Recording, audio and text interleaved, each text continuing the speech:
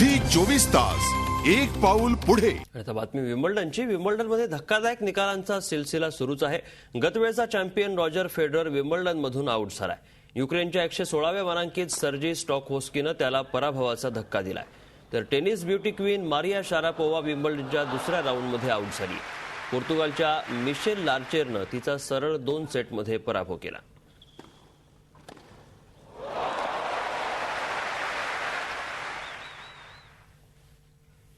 गतवेळचा champion Roger Federer विम्बल्डनमधून out झाला। युक्रेनच्या 116व्या मानांकित सर्जी स्टॉकहोस्कीनं त्याला पराभवाचा धक्का दिला। 3 तास चाललेल्या या मॅचमध्ये सर्जीनं फेडररला 6-7, 7-6, 7-5, 7-6 अशा सेट्समध्ये नमवलं। फेडररनं आतापर्यंत सलग 36 वेळा ग्रँडस्लॅमच्या क्वार्टर फायनलमध्ये धडक मारली होती। 2004च्या फ्रेंच ओपनपासून अखेरच्या 8 मध्ये स्थान मिळवणं त्यानं सोडलं नव्हतं। 2002 साली विम्बल्डनमध्ये फेडरर मेरिओ एन्सिककडून पहिल्याच फेरीत गारद झाला होता। त्यानंतर यंदा पहिल्यांदाच इतक्या लवकर त्याचं आव्हान संपुष्टात आलंय। तर मारिया शारापोवा विम्बल्डनच्या दुसऱ्या राऊंडमध्ये आउट झाली।